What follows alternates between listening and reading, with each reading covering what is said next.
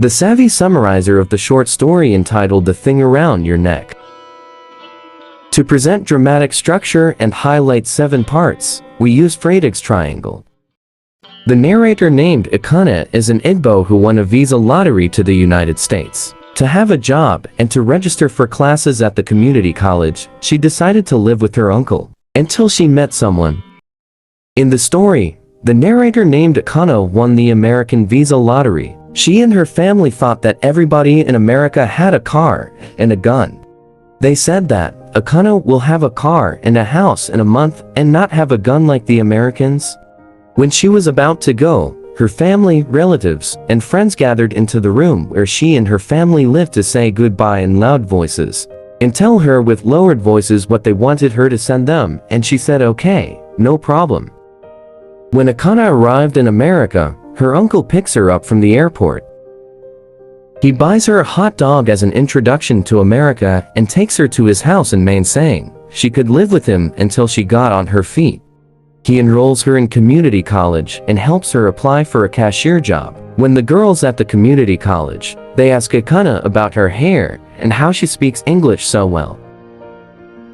Her uncle says to expect treatment like that. America gives and takes. It provides opportunities, but you give up a lot to get them. Akana felt at home in her uncle's house. They treated her like a real family, not until her uncle came into the basement where she slept and harassed her. Akana pushed him away and locked herself in the bathroom until her uncle left and went back upstairs. And the next morning she left and ended up in Connecticut because it was the last stop of the Greyhound bus she got on. She walked into the restaurant and said she would work for $2 less than the other waitresses. But the manager said he would pay Akana $1 less instead because he knew that all immigrants work hard and he never had a Nigerian employee before. Akana couldn't afford school because she is now paying for the rent where she stays. So, she went to the public library to study on her own, reading books and looking up core syllabi on school websites. Sometimes, Akana thinks of her home in Lagos, her relatives' doings, her friends who are envious of her because she won the American lottery visa, her parents who often held hands as they walked to church, and even her memories back when she was still in secondary school. Every month Akana sent half of her earnings to her parents. The money was carefully wrapped in the white paper, but there was no letter included because there was nothing to write about. That's what she thought. After a few weeks, Akana wanted to write a letter because she had stories to tell about America where people told her about their family stories and her journey there with the Americans. Like how people left so much food on their plates, how children are spoiled by their parents. She wanted to write also how rich people wore shabby clothes and were thin while the poor Americans were fat, and that many did not have a big house and car, and she was not sure about the gun.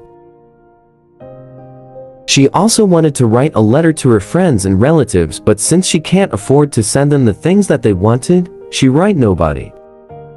Akana didn't tell anyone her whereabouts. She felt invisible and tried to walk through her room wall, but ended up having bruises on her arms. At night, before she fell asleep, something would wrap itself around her neck, something that nearly choked her. At the restaurant where Akana works, a lot of people would ask if she is from Jamaica because of her foreign accent. A man guessed that she's African and told her that he wanted to go on a safari and asked Akana what African country she is from and if she's a Yoruba or Igbo. Akana was taken back from a man who knows something about her race. She thought that the man must be a professor of anthropology. The man asks Akana's name and told her that he traveled to some African countries and read a lot about their histories and complexities. Akana wanted to feel disdain because for her, all white people are condescending. The next following days, this man showed up again and sat at the same table talking and showing some interest to Akana about Africa. Like how he had visited Bombay and now wanted to visit Lagos, her country.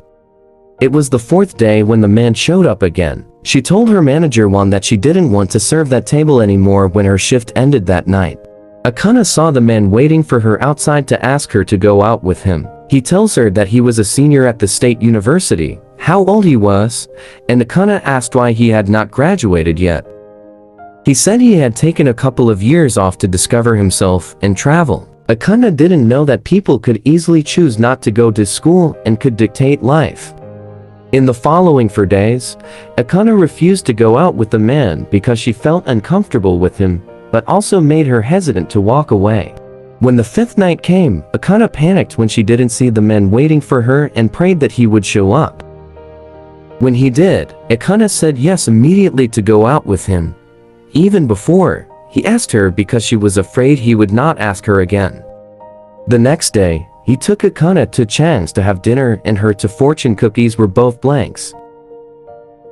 Akana knew she had become comfortable with the man when she told him she watched Jeopardy on the restaurant TV and that she never rooted for white men. She knew also that they had become close when she told him about the truth of her father's work in Lagos. She also told him about the experiences and hardships she went through back in Lagos, about how her father begged for forgiveness when he hit a car on a rainy day in the heavy traffic. The driver of the car let her father go eventually but had to take some hurtful words from other drivers, and when her father came back into the car, she hardly looked at her father because she felt awful about what just happened to her father. After she told him those, the man showed sympathy to her and told her that he understood how she felt, but Akana was annoyed because there is nothing to understand about and that's just how life was. The man found an African store and drove Akana there, and the store owner thought that the man was African. Akana cooked that evening with the things they had bought, and after having the soup she cooked, the man threw up. But she didn't mind because she can now cook the onegbu soup with meat. He didn't eat meat because he thought it was wrong, the way they killed animals. Akana just stayed silent and didn't tell him that back in her home she ate meat and how her mother cooks everything that is MSG. Once at Chang's, the man and the waiter talked about Shanghai and asked the man if he had a girlfriend there, but the man didn't answer. Akana felt something in her chest and lost her appetite. And that night, after having their intimate session as a couple, she told him why she is upset. She told her that the Chinese waiter had assumed she could not possibly be his girlfriend. The man, her boyfriend, apologized to her eventually, but Akana knew that he did not understand a thing that she's talking about. He bought Akana expensive presents like a glass ball with a small doll inside that spins around when you shake it, shiny rock, and a hand-painted scarf from Mexico. Akana told him to stop buying those things, but Akana realized that in his life he can afford to buy those things even if it is nothing useful. When he started buying shoes, clothes, and books for Akana, she told him not to. But he still bought them anyway, and Akana just kept them for her relatives, for when one day she would be able to go home.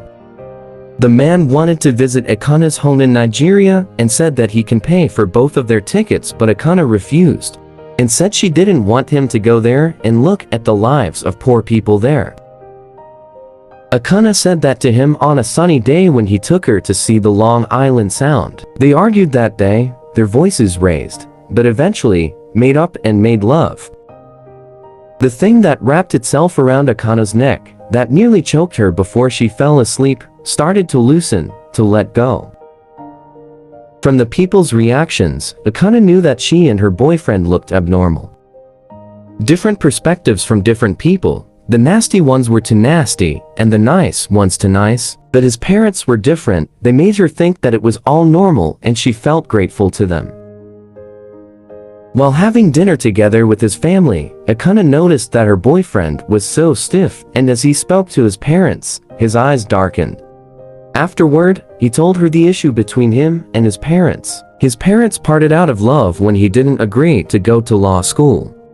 Akana wanted to sympathize, but instead, she was angry.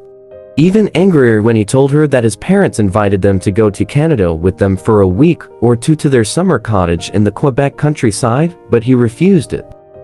Later in the shower, Akana started to cry and she didn't know why she was crying. Akana finally wrote a short letter to her parents with the crisp dollar bill slipped in and included her address. A few days after, Akana received a response from a courier. She opened the letter and saw the spittery penmanship and the misspelled words, perceiving it was the sign that her mother wrote the letter herself. After knowing what's inside the letter, she curled up in bed and broke down, recalling what she had been doing all the months when her father died, 5 months now. Her family had used her money to give his father a good funeral. Her boyfriend held her while she is crying and offered Akana to buy her a ticket to go with her to see her family. Akana rejected his offer and will go home alone. He asked her if she will come back. Akana only turned away and said nothing. When they were in the airport, she caressed and embraced him tightly, and she let go.